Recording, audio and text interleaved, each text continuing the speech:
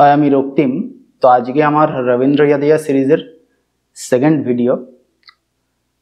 First भिडियोते रवींद्र यादया सीरीजर जखन बानिয়েছিলাম रवींद्र यादया सीरीज माने आमी एमन लेखकदेरके कवर करছি যারা ভালো লেখেন এবং বেশ সিনিয়র, কিন্তু তাদেরকে ঠিক সো কল্ড স্টার বলা যায় না, but they are good authors, অলরাউন্ডারও কেউ কেউ।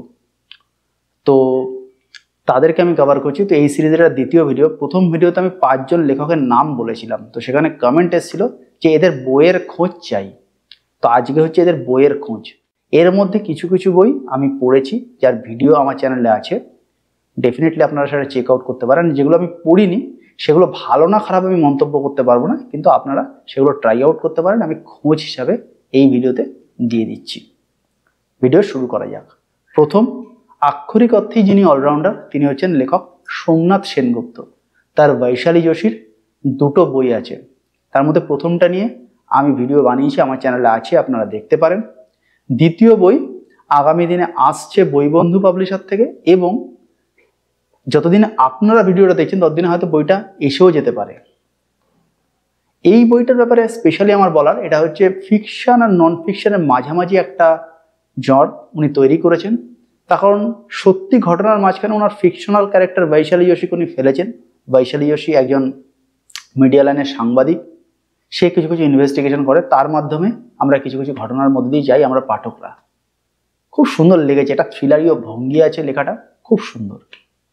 তৃতীয় যে বইটার কথা আমি বলবো, এই বইটা আমার চ্যানেলে ভিডিও আছে, দশনামী। এটা একটা নন ফিকশন, এটা ওই অযোধ্যার সাধু সন্তদের নিয়ে একটা নন ফিকশন, খুব ওয়েল রিসার্চড বই। অনেকগুলো কেস স্টাডি গল্পের শেষে রয়েছে বা বইয়ের শেষে রয়েছে, আমার খুব ভালো লেগেছে। এরপরে আরেকটা নন ফিকশন, আক্ষরিক অর্থে ইনি অলরাউন্ডার, এই জন্য আমি বলছিলাম নন ফিকশনও লিখতে পারেন, ফিকশনও লিখতে পারেন, এবং দুটোই ভালো হয়। অনেক সময় আমি দেখেছি ফিকশন অথবা নন ফিকশন লিখলে বা ভাইস ভার্সা হলে কোয়ালিটি ফল করে, ওনার ক্ষেত্রে তা হয় না। এরপরে ওনার যে নন ফিকশনটার কথা বলবো সেটা বইবন্ধুর বই। ক্রিকেট বেটিং নিয়ে সম্ভবত বাংলার একমাত্র নন ফিকশন, সম্ভবত, আমি পুরোপুরি শিওর নেই। তৃতীয় রিপু, দুটো পার্ট আছে। আমি একটা কভার ওনার ফেসবুক থেকে নিয়ে বসিয়ে দিচ্ছি।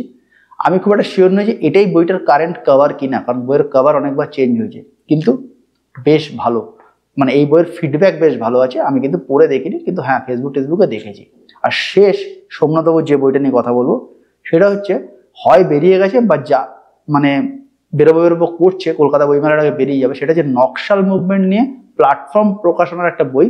এখানে নকশাল আন্দোলন নিয়ে নন ফিকশন কিছু কিছু আর্টিকেল বই টাইপের রয়েছে, এবং একটা অ্যানালিসিস বা একটা মূল্যায়ন রয়েছে নকশাল টাইম নিয়ে বাংলার 70-এর দশক বা ওই সমস্ত কিছু। এটুকুই পাওয়া গেছে সোশ্যাল মিডিয়া থেকে, এই সমস্ত কিছু সোশ্যাল মিডিয়া থেকেই পাওয়া আমার। তো সোমনাথ বাবুর এই কটা বইয়ের খবরের পর আমি চলে যাব গোয়েন্দা গল্প লেখক দীপ চক্রবাবুর দিকে। দীপ চক্রবাবুর প্রথম বই দ্য সিক্রেট উইন্ডের ভিডিও আমি বানিয়েছি, আমার চ্যানেলে আছে, আপনারা দেখতে পারেন। ব্রিফ করে দিই, ওনার একটা গোয়েন্দা চরিত্র রয়েছে। আচ্ছা, এই ভিডিওর কিছু কিছু বই আমি হয়তো অন্য কোনো ভিডিওতে দেখাতে পারি, যে গোয়েন্দা গল্পের ভিডিও, থ্রিলার ভিডিও, সেখানেও দেখাতে পারি খোঁজে। এখানে লেখক স্পেসিফিক বলে আবারও একসাথে নিয়ে এসেছি।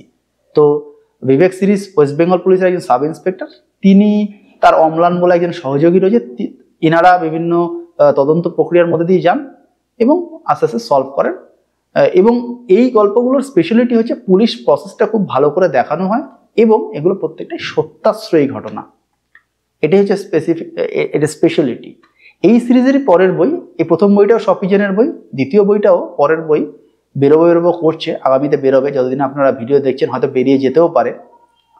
সেটা হচ্ছে হত্যাকাণ্ডের নেপথ্যে, বিবেক সিরিজেরই দ্বিতীয় বই। এটাও এবারে বিবেক সিনহা সন্দেশখালী থানায় পোস্টেড, লেখকেরই সোশ্যাল মিডিয়া থেকে জানতে পেরেছি, এবং সেখানে গিয়ে কিছু লাশ পাওয়া, রাধা মাধবের মন্দির, এই সমস্ত কিছু। আমি একটা প্রেডিকশন ভিডিও এই বইটার বানিয়েছি, আপনারা সেটা দেখতে পারেন। আমি শিওর নেই আমার প্রেডিকশন কারেক্ট হবে কিনা, আপনারা চাইলে চেক আউট করতে পারেন, আমার চ্যানেলে রয়েছে। পরে চলে যাব যে লেখকের কথায়, তিনি হচ্ছেন আমার খুব প্রিয় লেখক, বিভিন্ন পূজাবার্ষিকীতে লেখেন। ইনসিডেন্টালি ইনিও রবীন্দ্র ইয়াদয়া, শিশির বিশ্বাস। ইনার বইয়ের কোথাও কোনো কভার পাওয়া খুব ডিফিকাল্ট, ইনার ফেসবুকে খুব একটা কিছু নেই, সিনিয়র মানুষ সেই জন্যই নেই। তো ইনার একটা বই আমি আমার বেস্ট রিড ভিডিওতে দেখিয়েছি, হঠাৎ এলো হারমাত, জয়ঢাক পাবলিশারের। এই পাবলিশারের ইনার আরও কয়েকটা বই রয়েছে, সেগুলোর নাম আমি বলে দিই। মায়ঙের মন্ত্র, বর্মার অন্ধকারে বাদাবনের আতঙ্ক, এই 3টে জয় ঢাকের বই শিশিরবাবুর রয়েছে। উনি কিশোর বা ওই টাইপের লেখেন, ভালো লেখেন, খুব সুন্দর লেখেন, মানে গদ্য আমার খুব ভালো লাগে শিশিরবাবুর লেখা। পুজো বার্ষিকীতে মেনলি পড়েছি, তো এবারে বইও কিনেছি। আর একটা বইয়ের একটা প্রমোশনাল কভার পাওয়া গেছে, আমার ধারণা এটা ফাইনাল কভার নয়, সেটা হচ্ছে মায়া কাননের বই রহস্য রোমাঞ্চ ভয়। এবার এটা সংকলন না একটা গল্প সেটাও বোঝা যাচ্ছে না। যাই হোক, শিশিরবাবুর এই কটা বইয়ের খবর আমি আপনাদের দিলাম, আপনারা চুজ করুন আপনাদের পছন্দ মতো, কারণ কোনটা ভালো কোনটা মন্দ না পড়ে বলা খুব মুশকিল। তবে হ্যাঁ, বেস্ট স্টুডিও আমি এটা রেখেছি, হঠাৎ এলো হারমাত, ওটা ভালো, ওটার ভিডিও এখনো না বানালেও আমি ভবিষ্যতে বানাবো এবং ওটা ভালো বই। এরপরে চলে যাব হচ্ছে সিদ্ধার্থ পালের কথায়। সিদ্ধার্থ পালের প্রথম সমস্যা এবং প্রধান সমস্যা, এর বই খুব কম আছে।